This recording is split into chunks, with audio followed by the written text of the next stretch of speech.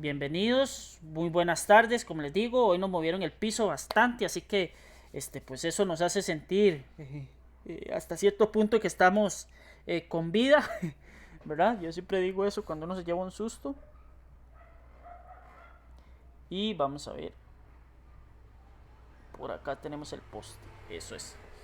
Este, y bueno, el tema de hoy, lo que vamos a estar abarcando es un poco la cultura democrática y política. No es un tema para terminar de abarcar el día de hoy. Nos va a quedar pendientes un espacio o un extracto. Entonces, pues bueno, sin más que eso, voy a arrancar.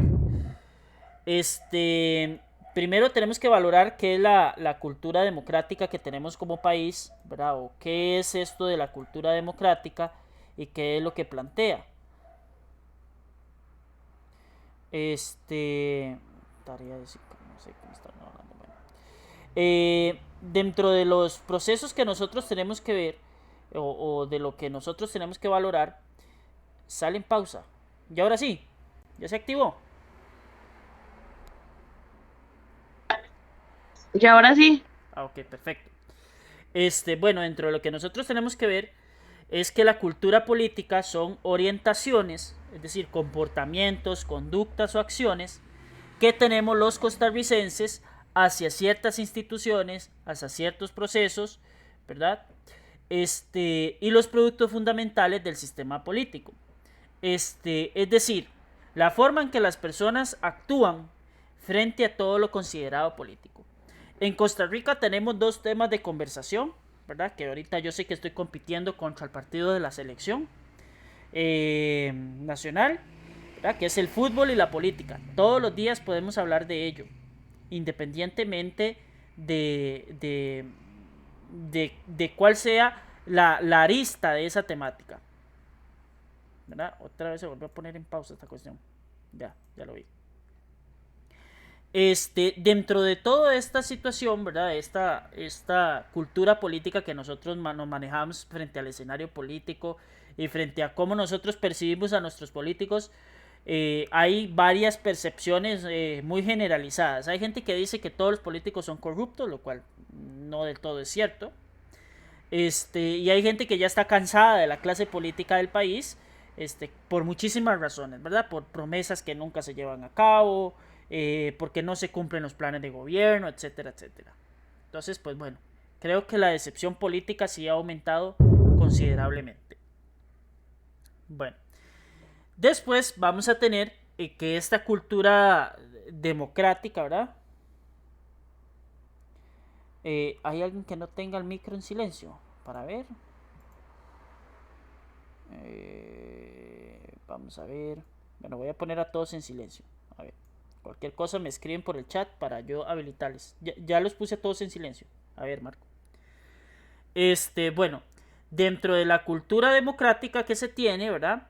Que tenemos en nuestro país, no solo se trata de opiniones, de percepciones o evaluaciones, sino también en cómo nos comportamos y cuáles son nuestras conductas y acciones frente a la política. Cómo cumplimos con nuestros deberes y cómo cumplimos también con nuestros derechos. Si bien es cierto, va aumentando, ¿verdad? El tema del abstencionismo, es decir, la gente cada vez participa menos en los procesos políticos. También está en nuestras manos poder cambiar ese norte político. Si ustedes me preguntan, por ejemplo, para las elecciones del 2022, que son el próximo año, eh, si conozco o estoy totalmente enterado de lo que está pasando en el escenario político, porque ya estamos en campaña, yo sé que faltan muchos meses, falta más de medio año para que empiece a calentar el tema de la elección. No les puedo decir un escenario político real hasta que nos vayamos acercando un poco más al tema de las elecciones. Esto por una situación netamente de acercamiento con los candidatos, ¿verdad? Pero que sí tenemos una cultura democrática que tiene una alta expectativa y que en muchos de los casos pues no se han cumplido con esas expectativas.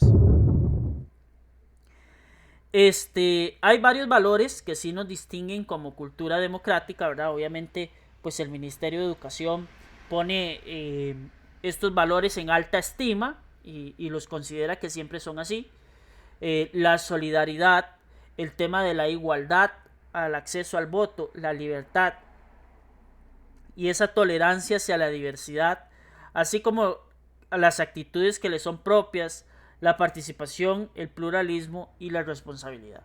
Se supone que dentro de un marco legal y dentro de un marco bonito, ¿verdad? Todas estos valores se respetan. Sin embargo, cada vez creo que esa tolerancia se ha convertido en intolerancia. Cada vez confundimos más el tema de libertad con libertinaje, es decir, expresar mis ideas porque sí, intentando imponer las ideas. Y posteriormente, que a veces el tema del pluralismo y la responsabilidad no se cumple del todo. Dentro de los valores, como les estaba diciendo, está la libertad, que yo creo que ahí sí se nos ha respetado hasta cierto punto, ¿verdad? El tema de la libertad, por lo menos de poder elegir nuestro representante.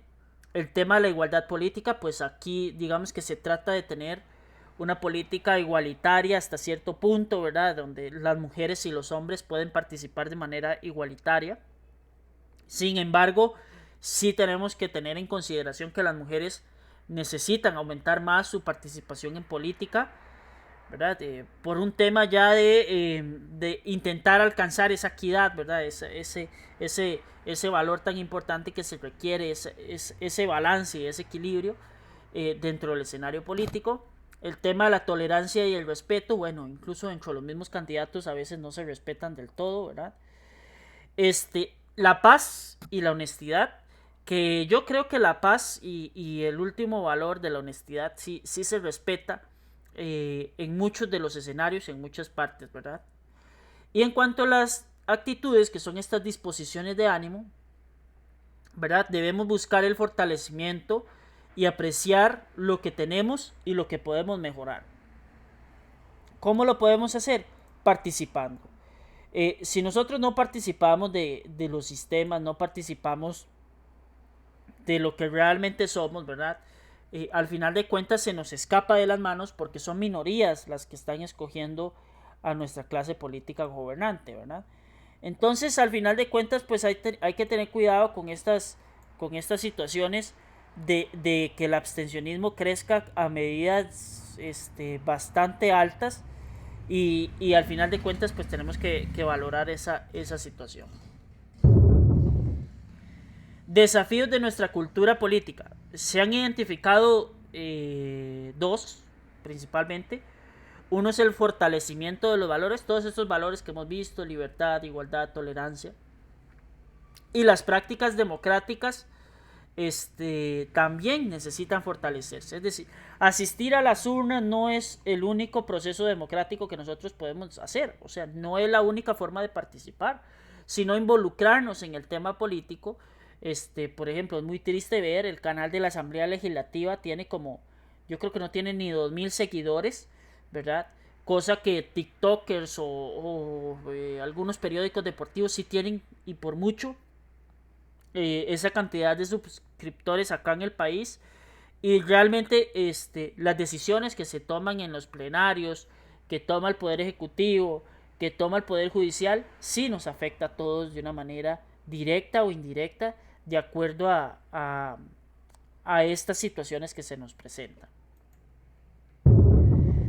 Entonces, eso es lo que se nos está intentando inculcar, ¿verdad? Al fortalecer los valores y las prácticas democráticas y tratar de ganar las disputas entre tolerancia e intolerancia. Ahí me van a disculpar la falta de ortografía, pero sí necesitamos ganar esa batalla con tolerancia, aprender a respetar y sobre todo en muchas de las ocasiones aprender que no siempre podemos ganar, que no siempre se puede obtener el triunfo.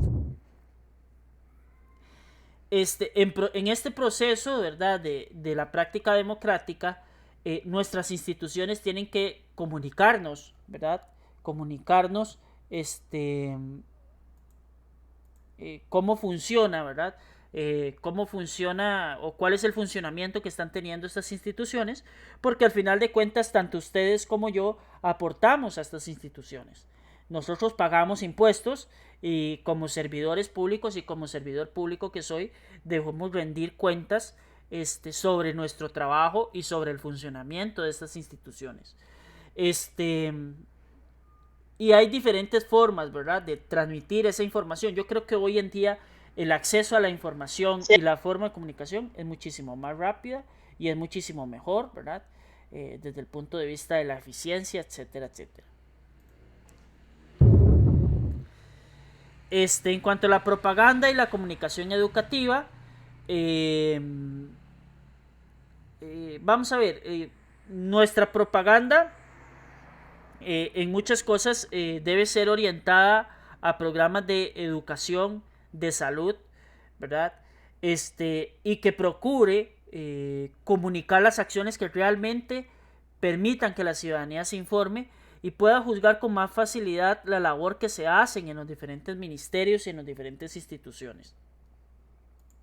Sin embargo, a veces creo que sí nos ha faltado un poquito como de autocrítica, ¿verdad? De señalar realmente qué es lo que está bien y qué es lo que está mal, porque en muchas de las ocasiones cuando yo veo los mensajes, y no solo de este gobierno, sino de gobiernos anteriores, que muestran cuáles son los avances positivos, tampoco nos informan de qué es lo que está negativo, ¿verdad? O qué es lo que está pasando. Entonces, eso también es parte de, ¿verdad? Cuando uno valora el funcionamiento de una institución, tiene que valorarse desde el punto de vista positivo y desde el punto de vista negativo, ¿verdad? Entonces, es importante tenerlo en cuenta. Dentro de nuestras instituciones más destacadas vamos a tener al Instituto Costarricense de Electricidad, más conocido como el ICE. El ICE es una institución autónoma creada en 1949 por el primer gobierno de José Figueres Ferrer. Al ICE se le encarga el tema de la producción eléctrica y posteriormente, muchos años después, se le encarga el tema de la telefonía. El ICE es una de las instituciones autónomas, es decir, cuando yo me refiero a una institución autónoma, quiero decir que los poderes del Estado no tienen injerencia en cómo el Instituto Costarricense de Electricidad se lleva, y eso se hace sencillamente porque la electricidad es para todos, independientemente de la filosofía política, de lo que usted cree o lo que no cree, porque es más que una cuestión política, es un derecho humano. Disculpen. El ICE promueve sus productos, ¿verdad? Hoy en día tienen una compañía telefónica muy fuerte. En el tema de electricidad tal vez no hacen tanta publicidad, sin embargo sí lo hace, lo vamos a ver más adelante en algunos videos que les voy a mostrar. Pero la mayor parte la han enfocado en la parte de telefonía, en donde se habla, por ejemplo, de la empresa que ellos tienen, ¿verdad? Que es Colby, y cuáles son sus diferentes productos o cuáles son sus diferentes mercancías que tienen para ofrecerle al mercado. Esto tras la competencia, ¿verdad?, que se le ha impuesto o se le ha colocado al Instituto Costarricense de Electricidad en su marca Colby con las otras compañías transnacionales, dígase Movistar, Claro y otras que andan por ahí. Esta apertura telefónica, si ustedes me han dicho que ha beneficiado al costarricense, yo digo que sí, ¿verdad? Y incluso el ICE ha manifestado en este año pasado y lo que llevamos de cifras alarmantes. Ahí estuve viendo, perdonen, un informe de la SUTEL que mostraba que el ICE ha perdido una cartera de clientes importantes este año. Y eso se debe a que hay muchísima competencia, ¿verdad? En el tema de la energía eléctrica, yo sí considero que el ICE está bien que lo resguarde, que lo proteja, porque ellos han hecho la mayor inversión en infraestructura en temas de energía, y la producción de energía en Costa Rica se hace el 98% con energías limpias, y al intentar abrir ese mercado puede generar que se consuma mucha electricidad por medio de combustible fósil, y pues la idea no es esa, ¿verdad? Y se apropien de la inversión que ya ha hecho el ICE en tema de infraestructura, ¿verdad? Aquí el tema de la electricidad, pues hay avances bastante importantes.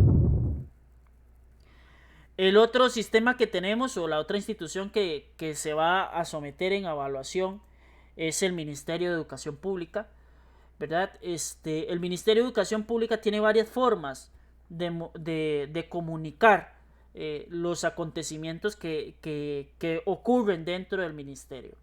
El problema del Ministerio de Educación Pública es que es un ministerio gigantesco, es absurdamente grande el Ministerio de Educación Pública, tiene 80,000 empleados, una planilla casi 100,000 personas. Entonces, administrar una empresa de esa magnitud y de esa envergadura, pues cuesta muchísimo. De hecho, el Ministerio de Educación Pública es la empresa más grande de Centroamérica, la empresa pública más grande de Centroamérica. Y pues genera que haya que tener mucha inversión, ¿verdad? Hay intentos, algunos muy buenos de comunicación de parte del Ministerio de Educación, por ejemplo, el manejo de redes sociales y ese tipo de cosas. Y hay otros que definitivamente fracasaron, como es el portal de El Maestro en Casa, que era el que les servía a ustedes en los programas de bachillerato por madurez. Las páginas de información de bachillerato por madurez, incluso los cronogramas y las fechas de pruebas nacionales, a veces les hace falta un poquito más de difusión. Perdonen, y de información, porque a veces se mandan a la guerra a las personas y no tenemos las herramientas, ¿verdad?, para poder aclarar todas esas dudas que surgen a raíz de lo que el ministerio quiere o dice, ¿verdad? Hay otros portales educativos como Educatico, perdón, que es un proyecto que trata de generar mediante clases en YouTube, aclarar temas, contenidos que vienen en las pruebas nacionales o que están en los programas. Sin embargo, Educatico tiene un presupuesto limitado y en ocasiones no puede cumplir con la función que a veces se les asigna. Sin embargo, yo sí les puedo invitar a que busquen Educatico, así como lo están viendo en pantalla en YouTube, porque hay videos valiosos de Educatico que se hicieron muy bien, con colegas que explican muy bien la materia. Y el tema del aula virtual, ¿verdad?, que hasta este año y el año anterior se creó esa necesidad de tener aulas virtuales como las que tenemos ahorita con Discord y en Microsoft Teams, ¿verdad?, que tiene que ser más accesible el Ministerio de Educación en intentar brindar las herramientas para que ustedes puedan aprender en entornos virtuales.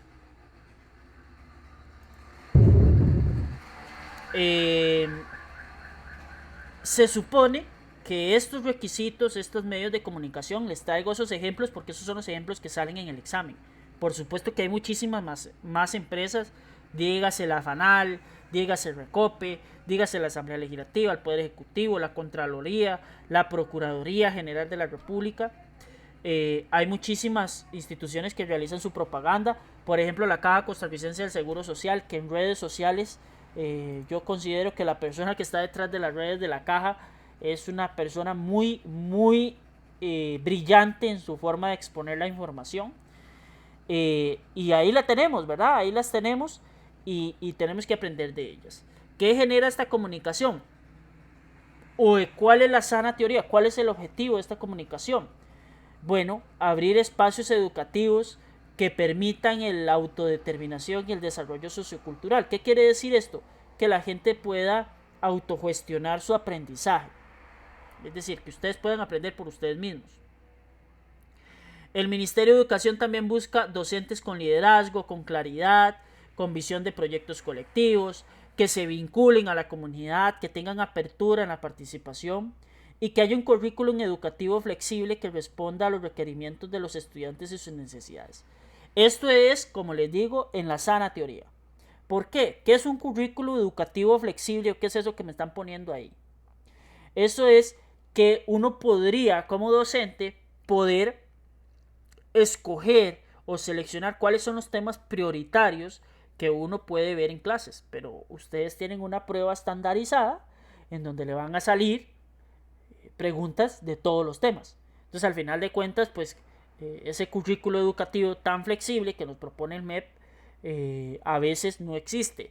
Tal vez para el sistema de educación de adultos y jóvenes no existe porque hay una prueba estandarizada que ustedes tienen que aplicar y que no se le pueden seleccionar los temas. Sin embargo, pues digamos que sí han habido cambios y se está tratando de que la política educativa responda un poquito más a la actualidad costarricense, ¿verdad? Otra forma de que se ha fomentado, y esto, si ustedes agarran el libro del ICER, que es el libro oficial para hacer las pruebas de bachillerato, les va a salir una serie de discursos o ensayos de figuras políticas en nuestro país en donde se exponen, vamos a ver, donde se exponen ideas, ¿verdad? Que también los discursos son formas de entregar esos resultados, son formas de mostrarnos esa democracia y exponer cuál es el país que tenemos. Entonces, este primer discurso que vamos a ver, que es un discurso de Rafael Calderón Guardia, ahí les tengo que agregar el nombre, me disculpan que no venga, se llama El gobernante y el hombre frente al problema social costarricense. Él lo crea en el año de 1942, en el mes de septiembre. Y lo que hace él es un recuento de su vida, porque él considera que en Costa Rica hay que implementar las grandes obras sociales, como las garantías sociales que están en la Constitución Política. Se crea el Código de Trabajo, se crea la Caja Costarricense del Seguro Social y se crea la Universidad de Costa Rica, ¿verdad? Son 4 políticas muy importantes que siguen siendo la base de la seguridad social en este país, ¿verdad? La educación y el tema de la salud. Entonces, gracias a esa visión que tuvo Calderón de cuáles eran las carencias que habían, se logró crear una institución tan importante como es la Caja, que yo sé que la Caja tiene muchísimas deficiencias, yo lo sé, compañeros y compañeras, yo sé que la Caja a veces es desesperante ir a un centro de la salud de la Caja, pero si no tuviéramos acceso a la Caja, créanme que muchos tendríamos enfermedades crónicas que no podríamos curar porque no tenemos el recurso económico para hacerlo, ¿verdad?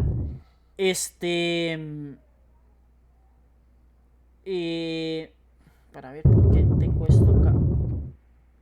Perdonen, aquí va. El otro discurso que les va a salir es el de Manuel Mora Valverde, que es el discurso de Vanguardia Popular, donde él se defiende de los ataques del expresidente Otilio Ulate Blanco, donde narra la participación del Partido Comunista o del Partido Vanguardia Popular en los acontecimientos de la Guerra Civil de 1948. Manuel Mora defiende su partido. Y ese partido, Vanguardia Popular, termina siendo sacado o eliminado del escenario político. O sea, Figueres lo elimina del escenario político porque Vanguardia Popular es el partido más popular del país, valga la redundancia, para el año 1948. Gracias a ello se quedó el Código de Trabajo, las garantías sociales, se creó la Caja y se creó la UCR. Yo no creería que un partido político que estuvo involucrado en la creación de esas 4 cosas haya perdido unas elecciones, ¿verdad? Que fue el hecho de por qué inicia la Guerra Civil de 1948. Que no viene al traste traerla demasiado porque, bueno, primero porque se ven sociales y segundo porque a ustedes no les sale en educación cívica la Guerra Civil de 1948. El otro se llama La paz no tiene fronteras, desde el curso de aceptación de Óscar Arias Sánchez, cuando él gana el Premio Nobel de la Paz, ¿verdad? Él hace un agradecimiento por cómo se otorga el premio, mientras habla de los problemas de guerra, violencia y pobreza existentes en América, pero sobre todo en Centroamérica. Óscar Arias tiene una participación destacada en lograr terminar con los conflictos que hay en Centroamérica, principalmente en Honduras, Guatemala, Salvador y Nicaragua. mucho de lo que hace Oscar Arias es ir a negociar con los países potencia que se estaban enfrentando en la región centroamericana, dígase Rusia y Estados Unidos, durante los años 80, y él habla y pide que por favor dejen de mandarle armas a los grupos radicales de Honduras y El Salvador y Guatemala en menor medida y en Nicaragua, porque se están matando entre ellos y que no es la forma de solucionar los problemas, ¿verdad? Entonces Oscar Arias gana ese premio Nobel de la Paz gracias a esa acción que él se animó a hacer, ¿verdad? Para otorgar el premio mientras para otorgarle paz a la región centroamericana, y por ello recibe el premio Nobel de la Paz. Y después está el discurso de Elizabeth Odio Benito, donde ella habla de la violación. Bueno, el discurso tiene un nombre larguísimo que se llama de la violación y otras graves agresiones a la integridad sexual como crímenes sancionados por el derecho internacional humanitario, crímenes de guerra, aportes del Tribunal Penal Internacional para la antigua Yugoslavia. Lo que hace Elizabeth Odio Benito es describir cuál es el panorama que pasaban las mujeres, las agresiones sexuales de los conflictos armados en la antigua Yugoslavia, es decir, lo que hoy es en día Croacia, Serbia, Montenegro, vamos a ver cuál se me está escapando por ahí, Serbia, Montenegro, Croacia, Macedonia, ¿verdad? Son países que vivían una situación de muchísima crueldad, de muchísimos violencia contra las mujeres, y Elizabeth Odio termina hablando de eso, ¿verdad? Termina hablando de eso y de muchísimas cosas más. ¿Por qué? Porque también habla de cómo hay infracciones graves al derecho humano internacional, donde los países que están en guerra civil tienen severos problemas de maltrato, de tratar mal a la gente, etcétera, etcétera. Y después está el de José Figueres Ferrer, que es el de Cartas a un Ciudadano, que es unas cartas que él escribe, supuestamente, ¿verdad? O dando a entender que se las escribe al pueblo, ¿verdad? Y ahí, dentro de lo que él conversa y coloca en sus cartas, que él lo hace en un discurso radiofónico, él muestra cuáles son las ventajas de haber tenido a Figueres como presidente y cuáles son los logros de su gobierno, que no son menores a los de Calderón. Figueres funda el ICE, funda la Universidad Nacional, crea el Instituto Nacional el Instituto Mixto de Ayuda Social, crea también el tema del voto femenino, la nueva constitución, mantiene las garantías sociales. Entonces Figueres tampoco fue un presidente que usted pueda reprocharle mucho, ¿verdad? Su gestión como presidente. Y dentro de toda esta comunicación política, dentro de toda esta cultura política que hemos estado hablando el día de hoy, tenemos las agendas políticas. Que las agendas políticas lo que hacen es, los partidos políticos seleccionan temas o problemas a los que las autoridades de gobierno y las agrupaciones políticas y la sociedad le dan prioridad. Entonces, por ejemplo, ¿qué vendría en una agenda política para el año 2022? Para elecciones del 2022, que es la agenda política, para así decirles, es el plan de gobierno que había presentado el candidato en ejecución. Eso se va a llamar Plan Nacional de Desarrollo. Eso es la agenda política. ¿Cuáles son las prioridades del gobierno en este momento? Y eso se plantea, como les digo, desde la propuesta que se le hace a los ciudadanos, o el plan de gobierno que hacen los diferentes candidatos presidenciales o candidatos políticos. La agenda política hoy en día, para el año 2022, sin duda alguna, tiene que incluir el tema del empleo, ¿verdad? Y la falta de recursos o la falta de empleo tan terrible, la tasa de desempleo tan terrible que estamos teniendo como país, ¿verdad? Que está por encima del 20%. Eso es muchísima gente desempleada. Son más de 400,000 personas desempleadas que tenemos en este país, y hay 1 millón de personas que están en empleos informales, es decir, que no están emplanillados con la caja. Y hay que resolver ese tema. Es uno de los temas que debe resolver el gobierno. Y para eso se hace el Plan Nacional de Desarrollo, que ahorita está comandado por la señora ministra Pilar Garrido, del Ministerio de Planificación, perdón, que lo que busca el Plan Nacional de Desarrollo es un crecimiento económico, generar más y mejores empleos, reducir la desigualdad y eliminar la pobreza extrema, luchar contra la corrupción y el fortalecimiento de un Estado transparente y eficiente. Esos son los objetivos del Plan Nacional de Luis Guillermo Solís, que no distan mucho del Plan Nacional de Carlos Alvarado.